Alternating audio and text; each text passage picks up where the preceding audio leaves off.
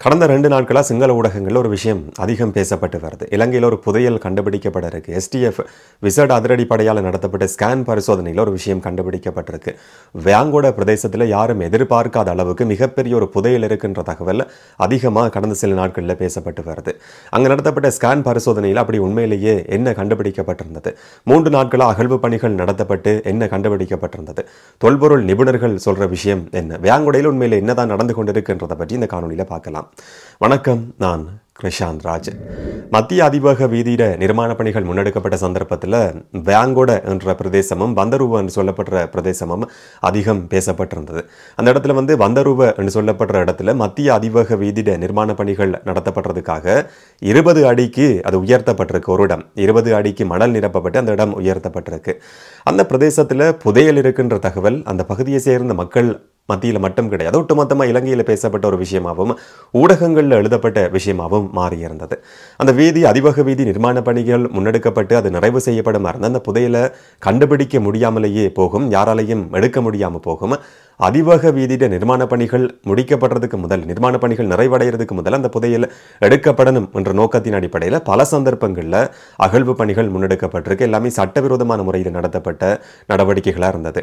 இதுவரைக்கும் வந்தரூவ என்று சொல்லப்படுற அந்த பிரதேசத்தில் புதையல் இருக்கிறதா சந்தேகிக்கப்படுற சொல்லப்படுற இடத்துல 10க்கும் அதிகமான சந்தர்ப்பங்களில் அகழ்வு பணிகள் நடத்தப்பட்டிருக்கு. 9க்கும் அதிகமான நபர்கள், ஒரு தேரர் உட்பட 9 பேர் கைது செய்யப்பட்டு விளக்கமறியலில் வைக்கப்பட்டிருக்கிறாங்க. இந்த மாதிரி பல சந்தர்ப்பங்களில் அகழ்வு பணிகள் முன்னெடுக்கப்பட்டிருக்கு. தேரர் ஒருத்தர் கைது செய்யப்பட்டதுக்கான காரணம் என்னன்னு சொன்னால், அந்த பக்கத்தில் புதையல் இருக்கிறத சொல்லப்படுற இடத்துக்கு பக்கத்தில் ஒரு விகாரையும் இருக்கு. இந்த மாதிரி தொடர்ச்சியாக அந்த பிரதேச சேர்ந்தவர்களாக இருக்க முடியும், இல்லாட்டி வேறு இடங்களை சேர்ந்தவர்கள் அந்த இடத்துக்கு போய் தோன்றது என்று சொல்லி தொடர்ச்சியாகவே சட்டவிரோதமான நடவடிக்கைகள் முன்னெடுக்கப்பட்டு வந்திருந்தது. இதனால மத்திய அதிவேக வீதியிட நிர்மாண பணிகள் நிறைவடைஞ்சாலும் கூட, அந்த பிரதேசத்தில் வீதி அமைக்கப்பட்டாலும் இந்த மாதிரியான அகழ்வு பணிகள் காரணமா வீதிக்கு பாதிப்பு ஏற்படலாம் என்ற அடிப்படையில் வேங்கோட போலீஸ் அத்தனகல்ல நீதிமன்றத்தில் ஒரு அறிக்கையை சமர்ப்பிச்சிருந்தாங்க. இந்த அறிக்கையின் அடிப்படையில் ஸ்கேன் பரிசோதனை நடத்த சொல்லி STFக்கு விசேட அதிரடிப்படைக்கு அத்தனகல்ல நீதிமன்றம் ஒரு உத்தரவை பிறப்பிச்சிருந்தது.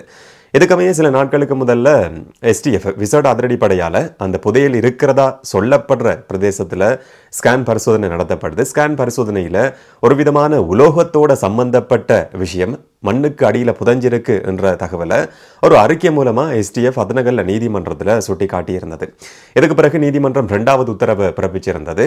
அந்த இடத்துல அகழ்வு பணிகள் முன்னெடுக்கப்படணும்.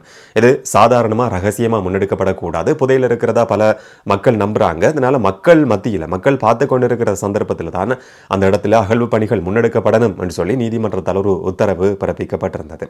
இதுக்கமைய போன வியாழக்கிழமை 21ஆம் தேதி அந்த இடத்துல அகழ்வு பணிகள் நடத்தப்பட ஆரம்பிச்சிருந்தது. இதுல விசேட அதிரடிப்படையை சேர்ந்தவர்கள், தொல்பொருள் திணைக்களத்தினுடைய அதிகாரிகள், வீதி அபிவிருத்தி அதிகார சபையினுடைய அதிகாரிகள், STF போலீஸ், இந்த மாதிரியான நபர்களினுடைய அரசு அதிகாரிகளினுடைய பங்கு பெற்றதோட புதையல் தோன்ற நடவடிக்கை ஆரம்பிக்கப்பட்டிருந்தது. இலங்கையினுடைய வரலாற்றில் அரசு அதிகாரிகளோட பங்கு பெற்றதோட, இல்லாட்டி நீதிமன்ற உத்தரவுக்கு அமைய ஒரு புதையல் தோன்ற நடவடிக்கை முன்னெடுக்கப்பட்டது. இதுதான் முதல் சந்தர்ப்பமா இருந்தது.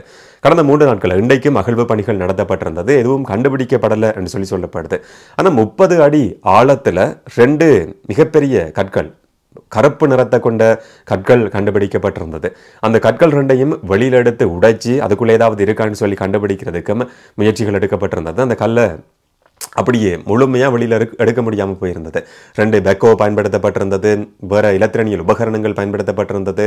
அந்த கற்களை 30 அடி ஆழத்துக்குள்ள வச்சு உடைச்சி அதுக்குள்ள ஏதாவது இருக்கான்னு சொல்லி பார்க்கறதுக்கும் நடவடிக்கை எடுக்கப்பட்டிருந்தது.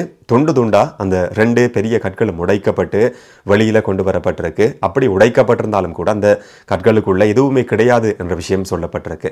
இப்படி 3 நாட்கள் அகழ்வு பணிகள் முன்னெடுக்கப்பட்டிருந்தது. எதுவுமே கண்டுபிடிக்கப்படலை என்ற விஷயத்தை தொல்பொருள் அதிகாரிகள் ஊடகங்களுக்கு சொல்லியிருக்கிறாங்க. அதே மாதிரி பாதுகாப்பு அதிகாரிகளும் போலீஸும் விசேட அதிரடிப்படையை சேர்ந்த நபர்களும் ஊடகங்களுக்கும் அந்த பிரதேசத்தை சேர்ந்த மக்களுக்கும் தெளிவுபடுத்தி இருந்ததையும் பார்க்க முடிஞ்சது. இந்த இடத்துல 2 கற்கள் மட்டும்தான் கண்டுபிடிக்கப்பட்டிருந்தது, வேற எதையும் கண்டுபிடிக்க முடியலை. இனி இதுக்கு பிறகு இந்த இடத்துல தோன்றதில் இந்த விதமான பிரயோசனமும் கிடையாதுன்னு சொல்லி அதிகாரிகள் பொதுமக்களுக்கும் சொல்லியிருக்கிறாங்க. என்ன சொன்னா, இதுக்கு முதல்ல ஒரு நம்பிக்கையின் அடிப்படையில், மூட நம்பிக்கையின் அடிப்படையில் அந்த இடத்துல அகழ்வு பணிகள் முன்னெடுக்கப்பட்டிருந்தது. இனி அந்த இடத்துல யாருமே தோண்டக்கூடாதுன்றதுக்காக பொதுமக்கள் முன்னிலையில் அந்த நடவடிக்கை முன்னெடுக்கப்பட்டது. சொல்லப்பட்டிருக்கு. அதுக்கு பிறகு அங்கே எதுவும் கண்டுபிடிக்கப்படலை என்ற விஷயமும் பொதுமக்களுக்கு சொல்லப்பட்டிருக்கு. தொல்பொருள் அதிகாரிகள் சொன்ன விஷயம் என்னன்னு சொன்னால், ஸ்கேன் பரிசோதனை நடத்தப்பட்டிருந்தது. எஸ்டிஎஃப் நடத்தின ஸ்கேன் பரிசோதனையில் ஏதோ ஒரு விஷயம் இருக்குன்றது கண்டுபிடிக்கப்பட்டிருந்தது. அப்போ அது என்னன்ற ஒரு கேள்வியும் கூட இருக்குது. எதையும் கண்டுபிடிக்க முடியலைன்னு சொல்லி அதிகாரிகள் சொல்லியிருந்தாலும் கூட அங்கே ஸ்கேன் பரிசோதனையில் என்ன கண்டுபிடிக்கப்பட்டது என்ற ஒரு சந்தேகம் கேள்வி கூட ஏற்பட முடியும்.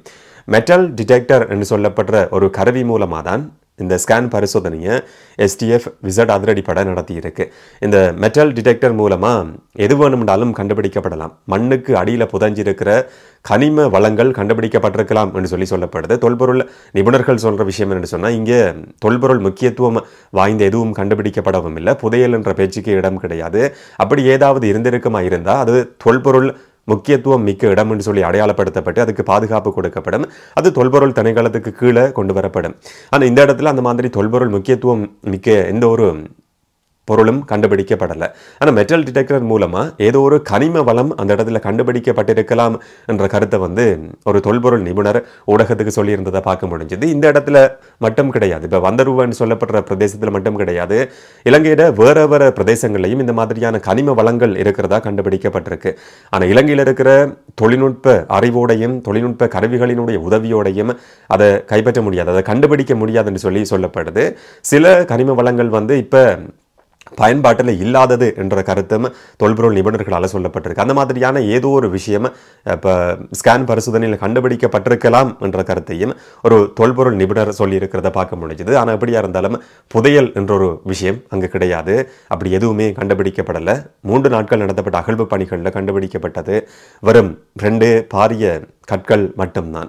இந்த மாதிரியான அகழ்வு பணிகள் அரசு அதிகாரிகளினுடைய அனுசரணையோட பங்கு பெற்றுதலோட நடத்தப்பட்டிருக்கிறதான மிக முக்கியமான ஒரு விஷயம். ஆனால் இலங்கையில் புதையல் சம்பந்தப்பட்ட நம்பிக்கைன்றது இன்றைக்கு வரைக்கும் பலர் மத்தியில் இருக்குது. அது சிங்கள பிரதேசங்களில் மட்டும் கிடையாது, தமிழர் பிரதேசங்கள்லையும் அந்த மாதிரியான நம்பிக்கை இருக்குது. இதே மாதிரியான ஒரு அகழ்வு பணி வடக்கில் முன்னெடுக்கப்பட்டிருக்குமா இருந்தால் புதையல் கண்டுபிடிக்கப்பட்டிருக்காது, மனித எலும்புக்கூடுகள் கண்டுபிடிக்கப்பட்டிருக்கிறதுக்கான வாய்ப்பு இருக்குது. மனித எச்சங்கள் கண்டுபிடிக்கப்பட்டிருக்க முடியும், மனித புதைகுழிகள் கண்டுபிடிக்கப்பட்டிருக்க முடியும். இதனால் வடக்கில் இந்த மாதிரியான நம்பிக்கை பெரும்பாலும் குறைவு. சில இடங்களில் அந்த மாதிரியான அகழ்வு பணிகள் முன்னெடுக்கப்பட்டிருக்கு. ஆனால் புதையல் எதுவும் கண்டுபிடிச்சதுன்றதுக்கான ஆதாரங்கள் இதுவரைக்கும் கிடையாது. இந்த மாதிரியான ஒரு அகழ்வு பணி நடத்தப்பட்டு உண்மையிலேயே ஏதாவது கண்டுபிடிக்கப்பட்டிருக்குமா இருந்தால் இலங்கை வரலாறு சில நேரங்களில் மாற்றி எழுதப்பட்டிருக்கிறதுக்கான வாய்ப்பு இருக்குது. கேஜிஎஃப் மாதிரி உருவாகி இருக்க முடியும். கோலார் தங்க வயல் மாதிரி இலங்கையிலையும் கண்டுபிடிக்கப்பட்டதுன்னு சொல்லி ஒரு வரலாறு எழுதப்பட்டிருக்கும். ஆனால் இது உண்மையில் எதுவும் கிடையாதுன்னு சொல்லி காட்டுறதுக்காக அதிகாரிகள் பொதுமக்கள் முன்னிலை நடத்தி இருக்கிற ஒரு அகழ்வு பணியாக பார்க்க முடியும். ஆனால் உண்மையிலேயே இலங்கைக்கு இன்றைக்கு ஒரு புதையல் கிடைச்சிருக்குன்னு சொல்ல முடியும். அதுதான் IMF-இனுடைய கடன் உதவி. இது கடன் வாங்குறது என்ன புதையலா ஒரு பெருமைக்குரிய விஷயமான்னு கேட்டால், இலங்கை இருந்த நிலைமையை பொறுத்த வரைக்கும் IMF-ட கடன்ன்றது ஒரு விதமான புதையலாக தான் பார்க்கப்பட்டிருந்தது. $3 பில்லியன் என்றது. இப்போ அதிகாரிகள் மட்டும் இணக்கப்பாடு கிடைச்சிருக்கு. எதிர்வரும் நாட்களில் பணிப்பாளர் சபையினுடைய அனுமதியும் கிடைக்கும்னு சொல்லப்படுது. $333 மில்லியன் கடன் உதவி அடுத்த கட்டமாக இலங்கைக்கு கிடைக்க இருக்கு. ஆனால் ஜனாதிபதி அனுரகுமார் திசாநாயக்க ஜனாதிபதி ஆகிறதுக்கு முதல்ல சொன்ன வாக்குறுதி நிறைவேற்றப்படலை என்ற விமர்சனம் எதிர்க்கட்சிகளால் தொடர்ச்சியாக முன்வைக்கப்பட்டு வருது. IMF-இனுடைய உடன்படிக்கையில் மாற்றங்கள் திருத்தங்கள் செய்யப்படும்.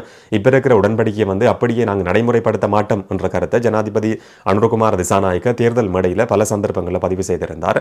ஆனால் இப்போ அடுத்த கட்ட மீளாய்வு கூட்டம் நிறைவுக்கு வந்திருக்கு. அதிகாரிகளுக்கும் இலங்கை அரசாங்கத்துக்கும் இடையில் ஒரு இணக்கப்பாடு ஏற்படுத்தப்பட்டிருக்கு. $333 மில்லியன் கிடைக்க இருக்கு. ஆனாலும் எந்த விதமான மாற்றங்களும் திருத்தங்களும் செய்யப்படலை. IMF பிரதிநிதிகள் சொல்லியிருக்கிற விஷயம் என்னன்னு சொன்னால், இலங்கைக்கு தொடர்ச்சியான ஒத்துழைப்பு கொடுப்போம், ஆனால் இதில் எந்த விதமான மாற்றங்களையும் இப்போதைக்கு செய்ய முடியாது என்ற மாதிரியான கருத்து அதிகாரிகள் சொல்லியிருக்கிறாங்கன்ற தகவலும் வெளிவந்திருக்கு. அப்படியா இருந்தாலும் அடுத்த கட்ட கடன் தவணைக்கான அனுமதி அங்கீகாரம் கிடைச்சிருக்கு. எதிர்வரும் நாட்களில் அந்த பணமும் இலங்கை அரசாங்கத்தினுடைய கைகளுக்கு கிடைக்கும்.